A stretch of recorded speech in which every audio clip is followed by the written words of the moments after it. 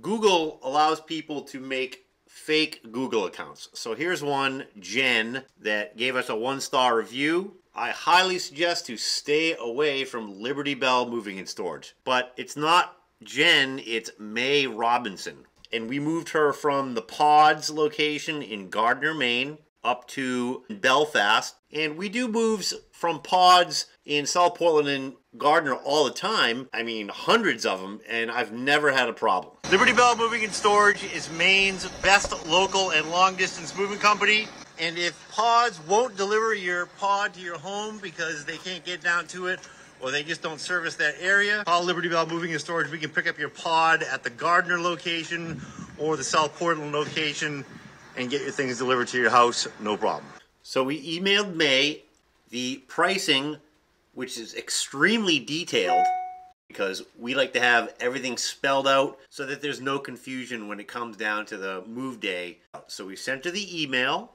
She then emailed back and said, I want to change my move date. Are you available on the 17th? We said, yes, we can. Smiley face. Just resent the pricing email with the new updated date and time. So the move was then set for May 17th between 1 and 5 p.m. Mae Robinson then emails us again and says, I want to cancel because I want to find a mover that can give me a concrete move time. To which we said, what time would you like? I'm sure we can accommodate because we're always trying to help out our customers, right? Why wouldn't you?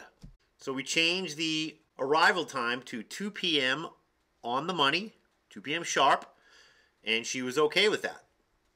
So she went ahead and scheduled the job for the 17th at 2 p.m. So part of Mae Robinson's slanderous review about Liberty Bell is clearly defamatory and fake because it's not factual. She says here, but they failed to include such info that the travel fee does not include time traveling from your first move site to the second. But that's not at all what the pricing email says. I'll read it for you. Something that May didn't do, which she should have done. It says, the clock starts when we arrive at your home in Gardner and ends when we're done unloading at your home in Belfast. A court will not invalidate a contract simply because one of the parties signing the contract did not understand the terms of the agreement. We bill a flat travel fee that covers travel to your current home, which is Gardner, and from your new home, Belfast, back to our shop.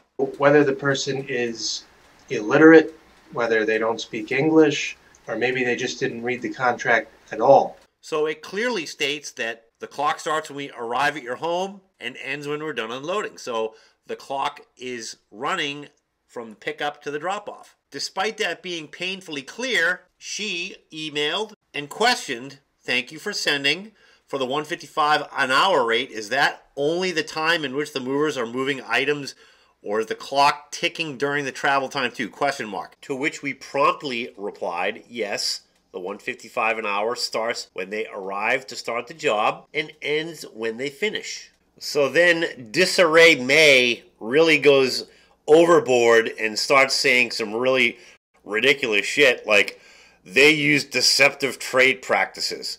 Well, no, we don't, because the definition of a deceptive trade practice is a business or individual that uses activities that are meant to mislead or lure the public into purchasing a product or a service.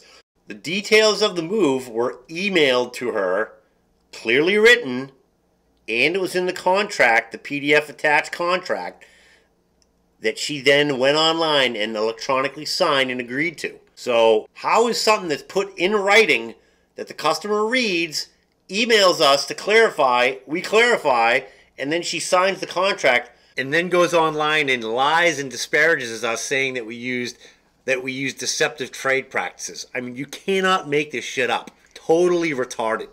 May continues to write false statements and says that they tell you they can add a third mover.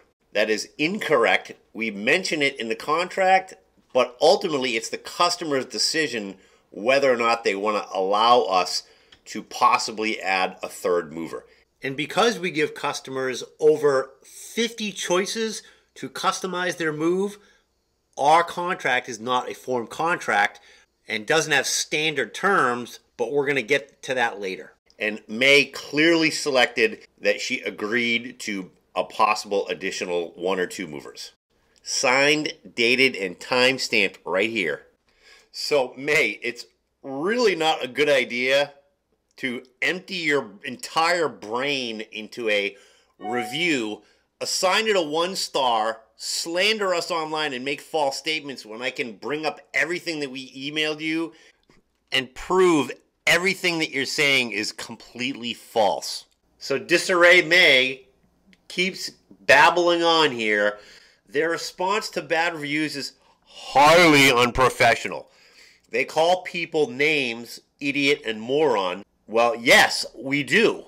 Because only a moron would go online and write false statements that can easily be proven false, like I'm doing right now. So, yes, you're an idiot and you're a moron, because why else would you write this ridiculous review? And then she starts throwing around some big words, you know, company-centric, not customer-centric. Huh? And lastly, she says there's a recent lawsuit against them for unlawfully threatening to sue or charge people for posting bad reviews. So a couple years ago, the corrupt Soros-funded AG's office of Maine brought a lawsuit against Maine's best movers, Liberty Bell Moving, for a legal provision we had in our contract. So the Maine Attorney General's office is an absolute shit show. Aaron Frey basically hires people and then has sex with them. So when you hire people and you pay them money and then use them for sexual favors while you're paying them, that would be pay for play. Aaron Frey, the Assistant Attorney General, a couple days ago in August 2023, just got arrested for drunk driving. So they basically came after us because we attended the J6 rally. It was all over the news that we went to the J6 rally when the communist Bill Nemitz and his boyfriend, the prior Assistant Attorney General, Tom Quinn, teamed up and wrote an article about us going to the J6 rally. And despite the fake news media's best efforts to portray us as doing something illegal by simply going down to a rally to voice our displeasure with a rigged election, these psychopaths turned to lawfare to try and nail us to the cross. And you know they're psychopaths because they're getting arrested for drunk driving. They're probably doing all sorts of drugs, like the Bidens are snorting coke in the White House. And then the Attorney General, like, paying employees and then turning them into sex slaves, right? So you're dealing with a complete group of psychotic, communist, Soros-funded losers up there. And that's something that we took into consideration when trying to decide whether we wanted to go all the way through the court process with these psychotic, communist, drug addict losers. Non-disparagement provisions are allowed when your contract is a non-form contract, which ours is.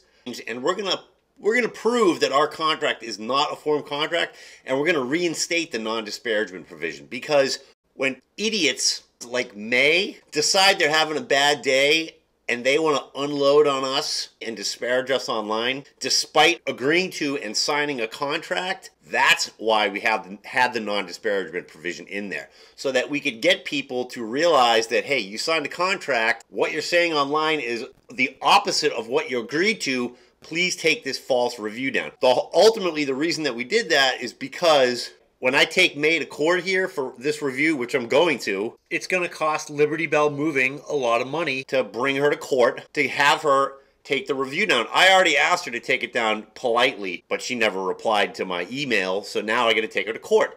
And it's very expensive. So that's why they do allow or non-disparagement provisions in a contract. We actually emailed 4 different people at the Federal Trade Commission 5 different times, asking them to clarify what a standardized term was in a form contract so that we could prove in court that our contract was not a form contract. And of course, intentionally, nobody of the 4 people we emailed ever responded back to us. They basically want to try and make it as hard for you to clarify anything to do with the CRFA and what a standard term is in a form of contract to funnel you down the court system where ultimately you're going to get railroaded if everything's not 1,000% accurate, every T crossed and every I dotted. So then you go all the way through court, you miss one little thing, you lose the whole court case.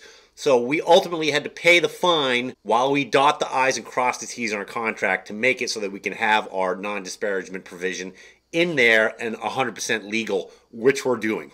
And had we gone all the way through court, which we almost did, to prove that we can have this non-disparagement provision in our contract, had we gone all the way and they found one little thing wrong, they would have ruled in the AG's favor because we attended the J6 rally, and then come to find out the judge that was going to preside over our case was a huge anti-Trump person, and the communists at the Portland Press-Herald made sure they put as many articles out about us going to the J6 rally as possible. So it was going to be a rigged court case had we gone. So basically, instead of taking the chance, we decided to pay this ransom to the Corrupt AG's Office of Maine, and we're going to re-implement the non-disparagement provision and get it back in there, and then if they try and sue us again, we're going to be ready for them this time. And May, you should really think twice about what you write online before you embarrass yourself and or get yourself sued for making false defamatory statements about good, hardworking Maine companies. You ought to be ashamed of yourself.